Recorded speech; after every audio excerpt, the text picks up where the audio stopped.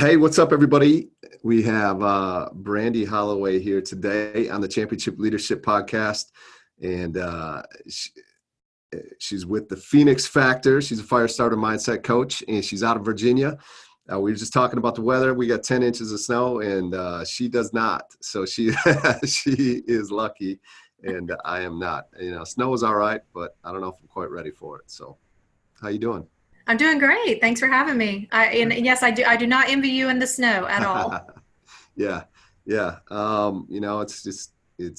think you either quit complaining about it or you move, right? Like do something about it. So it's all good. So tell me, the first question I love to ask is the name of the podcast is Championship Leadership. So what does that mean to you, or what do you hear when you hear championship leadership?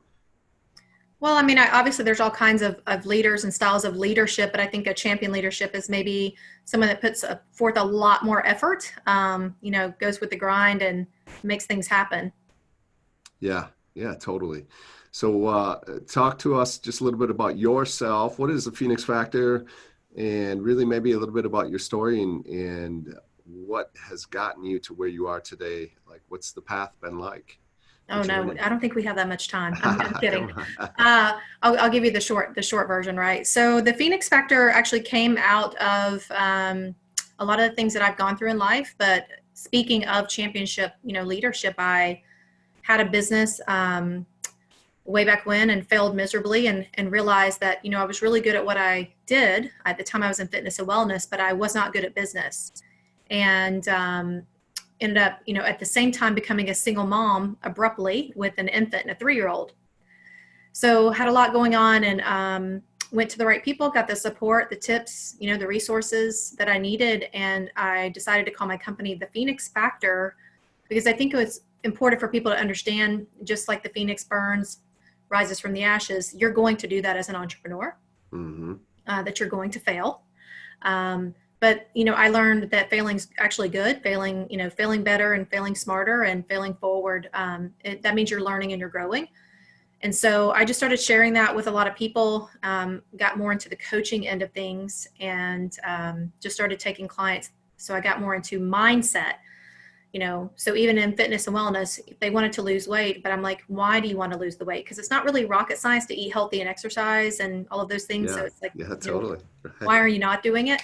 And you can really apply, that mentality to anything. So for business, it's like you've got to have that mental toughness. Even if you have a model to follow, even if you're buying a franchise, there's just still so many things that you're going to go through. Mm-hmm. Yeah. So where did you create this mindset or this mental toughness? Like, what are some of the things that have happened throughout your life that have really helped to steal or forge or develop this mindset that you're able to go out and help these others business Yeah. entrepreneurs with? So I don't know so much, it's funny. I got to answer this once before. And I didn't realize really when I was growing up, my uncle was a big influence on me. He was probably the only one really that had the entrepreneurial spirit. Yeah. I don't even think he finished high school, actually. Ended up being one of the, wealthiest in our family, has always done really well because he just always, whatever he put his mind to, he made it happen. And so I got to learn that from him. But growing up, grew up with my mom, single mom. Really didn't know my real father until way later. I think I met him when I was 17 or 18. But I went through a lot of unfortunate little, small tragedies when I was younger. I was molested at 4, was raped at 13, had some pretty crazy things happen, Yeah. all the way up until 30. And so I just, I didn't know how to deal with those things. I wasn't handling them well. I was not being good to myself or my body. And that's when I discovered fitness and wellness. I decided to, start getting healthier. And, most people that know that are physically fit, it's a mental game. I'm like, nobody really loves to exercise, but you love the way it makes you feel, right? Yeah. And we want to feel Yeah. good. So I just started applying that, started studying a little more, got into some great groups of people that were, they say you are who you surround yourself with. And that was a big Yeah. part of it as well. Yeah. But I think the biggest shift for me to know that I wanted to do this, that I would do it even if I didn't get paid, I went to get a certification in San Francisco, 7 days of just insane basically they break you down to build you Yeah. back up. They show Yeah. you what needs to happen. And that was the turning point for me. I knew I wanted to do this for the rest of my life. Awesome. Yeah, that's great. What's talk to me maybe a little bit about, you mentioned your uncle already, but who are some of the championship leaders in your life that, either directly or indirectly have impacted you? Maybe, what are some of the specific characteristics or traits or stories that you've had from those individuals? And you don't have to name them if you don't want to or you don't feel comfortable with that. But yeah, just maybe talk to us about, who have been some of the people that have impacted you and helped you to become who you are and to get you to where you are here right now inside of your life. Yeah, I mean, honestly, a lot of, it's people that we know, but I think it's just I took a deep dive into what they were saying, what they were writing, and what they were putting out there. I think some of the more, prevalent ones, the first book for me was Think and Grow Rich. And I think I've read it from cover to cover probably 5 or 6 times, Yeah. and just got something new out of it every time because I never grew up in a family where, we grew up poor. My uncle and then some extended family, had money. My immediate family we didn't have anything. So I think another book that did it is Jen Sincero, You're a Badass at Making Money. Yeah. I didn't even understand what, scarcity mindset was or, Yeah. money mindset. And that's a big, huge shift. A lot of people don't understand about their business. They're the ones that are actually bringing it back. And then, I mean, gosh, there's so many. Ed Milet, Mel Robbins. I'm in Lewis Howes Inner Circle. I love that group. I'm in that constantly. So I choose to, even though I can't physically be in those circles because I'm here in Virginia, I have a great group here as well.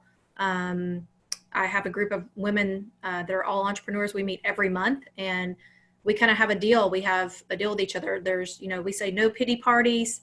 We don't sell and pitch to each other. We just jump into it and, break each other down so we can build each other up. Like what's going on, what's not working. And it's a good circle to be in. Yeah, absolutely. And you've talked about this a little bit a few times now. So yeah, maybe talk a little bit more. What's the importance of really surrounding yourself with others that are on a similar path or that are, or maybe even where you want to be, right? Forcing you to grow and to expand and to become something a little bit different, a little bit better version of yourself every day. When did that start to come into play for you, and what's the importance of that?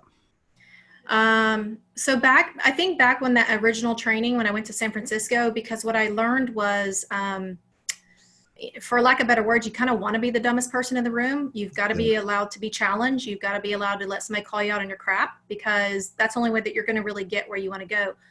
I don't even know if I like the term anymore. Surround yourself with people that are on the same path. Because I want to know how, where they want to be. If they don't have a 5-year plan, if they can't give me an idea of where they want to be, then I usually move on. I with my time now, I make sure that I'm very intentional, that I'm either creating value or I'm gaining value, and not in a selfish way, but just that, that growth is there. You kind of learn. I'm in my late 40s now. So, it's like I cherish every moment, and I'm a single mom too. So being that example for my kiddos as well. Yeah, absolutely. Yeah, well, you brought it up, so I'm gonna touch on it now because we usually talk about this as well. Championship leaders, they have a vision for where they want to go, and a lot of times the best of the best. I always go back to like football as a analogy for me of like Bill Belichick with the Patriots or Nick Saban with Alabama. Like the best, even if you're not a football fan, you probably have heard of these guys, right? Yeah, and they win, and they win lots, and they win championships, and it's not easy to do, but they make it look easy. That's like how good they are, and it's clearly a big part of that is having a vision, and it's more than likely a vision that most other leaders can't see for themselves, or they're not willing to act on because of whatever might be the stories that they have going on inside of their life, inside of their head. I know you're writing a book about that, but what's your vision? And then again, yeah, on top of that, they're able to be decisive and execute quickly once they have that vision in play. And so for you, yeah, what's your vision and where are you moving to and headed towards over the next 5 years? So yeah, I have a pretty extensive plan. Once again, long story short, I have a coaching group, private group that I want to scale. My team and I have a very specific goal.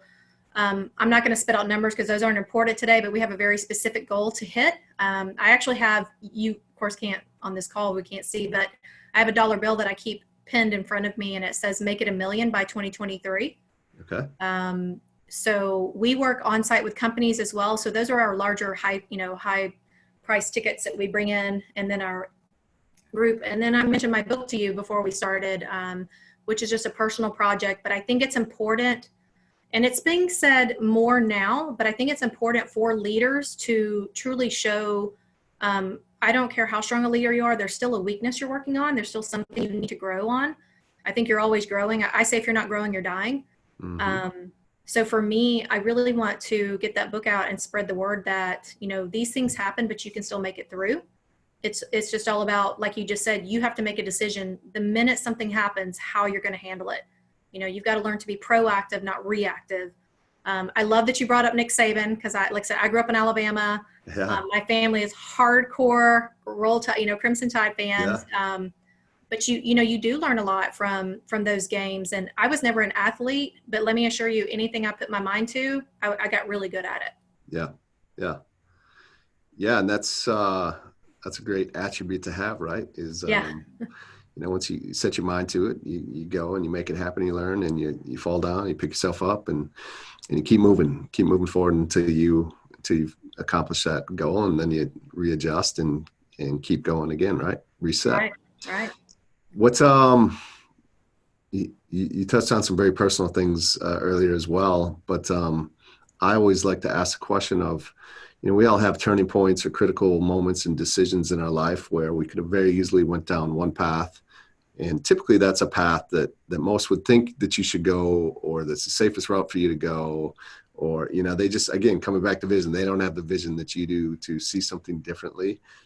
And so it's not necessarily that they don't want greatness for you. They just, in their limited perspective, they feel like that's the best path, right? But clearly, had you most of us will, in those moments, we'll take a different path, the uncommon path, the road less traveled, that has you sitting with us here today. Like, had you not made a particular decision in a particular moment, you could very well be doing something different, could be very well be somewhere else in life. Is there a moment or two that really popped to mind for you that you could share, where you're in that critical defining moment, that turning point, and you did obviously, make the choice that you did to have you here today? There's been so many. I don't know that I can pinpoint a pivotal moment, but I will tell you, I spent, I'm 47 now, so I will be, radical honesty. The first 30 years of my life, I didn't think I was good enough for anything. I could be good at anything, but that didn't mean that I thought I deserved it. I didn't finish college. I got married before I finished college. There were all these little things that happened. I just, along with the childhood trauma, I just never thought I was good enough. And somewhere along the way, when I went through that training, got around those people, started getting into, reading the right books. I think two things that changed me, and I guess I introduced them myself, is I stopped doing affirmations. They weren't working. And I started doing visualization.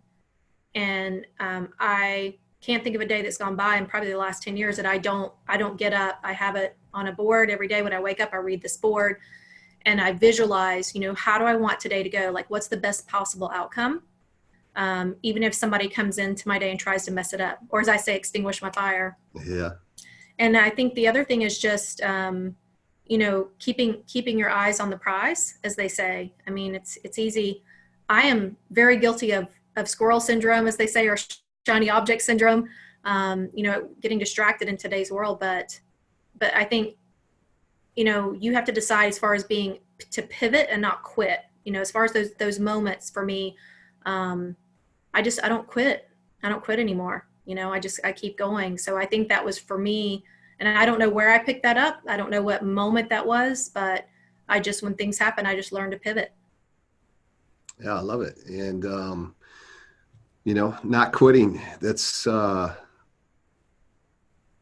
there's a book, right? Like, something about like quitting 3 feet from gold, right? Yeah. Especially today with social media and, I think the reason it's so popular is the instant gratification of the likes and the hearts and the comments. And then, but when you try and come back into the real world or the business world, especially, and things don't always necessarily happen that way. It takes commitment. It takes time. It takes being really just laser focused on what it is that you want. No matter what happens, you just keep moving until you do hit that. And that's, I think, something that is definitely lacking, or it's going away quickly in today's age with the technology, and everything is at our fingertips in a hurry. And so we are impatient. Like what's the importance there for you, or where's an example maybe better of like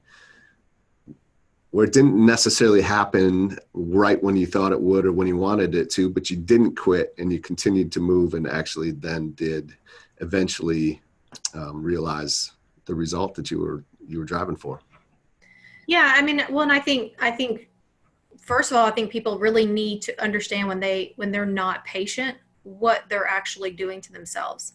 Um, you know, anything really good in life that you're going to get, it doesn't necessarily take hard work. I say smart work is better, but for me, like I literally just landed a contract that I have been working on probably about 10 months. Just to put it in perspective, I think a lot of people would quit after the first couple of months, Yeah. but because and that just speaking from leadership standpoint or an entrepreneur standpoint or anyone going after something really big goal, is there's no map. You're kind of going at it alone a lot of times, so you have no idea how long that journey is going to take, and it would really suck to know that you quit, like you said, 3 feet before you get to the goal. Yeah. Yeah, absolutely. And the problem is they don't know, right? If they quit, they could be right on the other side. Yeah. Yeah. I think if you So that's quit, great. you don't want it bad enough, to be honest with you. I think if Yeah. you really quit, I mean, once again, I always tell my clients, don't quit, pivot. Hmm. Pivot into some smarter way, some way that aligns, because it needs to feel right. It needs to be aligned with your passion. But I'm trying to think, I think it was Tom Bilyeu that put it out, this great little snippet about, if you quit, you don't want it bad enough. And it stings for some people to hear, but it's pretty true. Yeah, it's very true, right? Yeah, it makes total sense if you think about it. Like we step back and really think about it. Mm-hmm. Because if you did, you'd keep moving. So yeah, I mean, absolutely, I love that.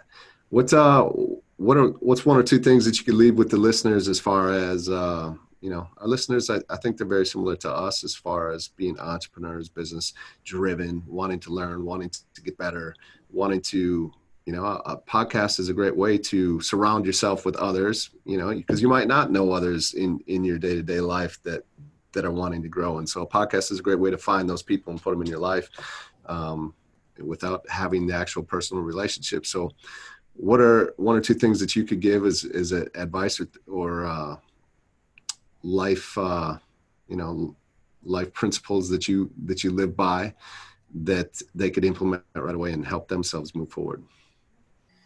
I think the biggest thing is to get off autopilot and be very intentional throughout the day. You'll be shocked how much you will actually get done instead of spinning your wheels. And I think to really be successful, you need to be 100% accountable. And that's really hard to do, but just like literally do not point a finger and magic will happen in your life. If you just take full responsibility, it doesn't mean you committed the act or, that you're in the wrong. But for me personally, those are two big things. It's just, stepping up. You've got your big picture that allows you to hold on to your power. A lot of people start feeling powerless or less motivated when they don't realize you guys are turning your power over. So yeah, Yeah, I say just be 100% accountable. love it. Yeah, that's great. Um, Let us know how we can find more about you. I know we talked about the book, but it's not quite ready, and it's going to be coming out here soon. So as soon as we find out on that, we'll definitely keep people posted. But yeah, how can we find out more about you, Phoenix Factor, what you got going on? How can we follow you?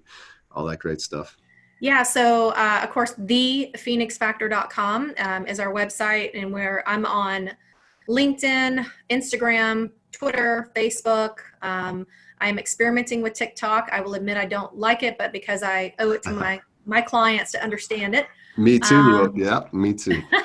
and then with Instagram, I mean, I put a lot of my personal stuff, things from my book, more mindset on my personal page, which is Brandy Hollaway. I always tell Ray Holla, Holla. but it's Holla. But we do have the Phoenix Factor Instagram as well, which is a lot more on the business ends of things. Yeah, and then hopefully you'll see that book. It's called BS: The Stories We Tell Ourselves. I just, once again, radical honesty. I think it's been done. I just had to push through to get a few little more Yeah, things done, and got 2 more chapters.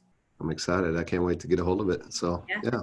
Thank you so much for being here today. I really do appreciate it, taking time out of your busy life to be here. So, thank you. Yeah, thank you. I really appreciate it. You bet. Have a good day. You too.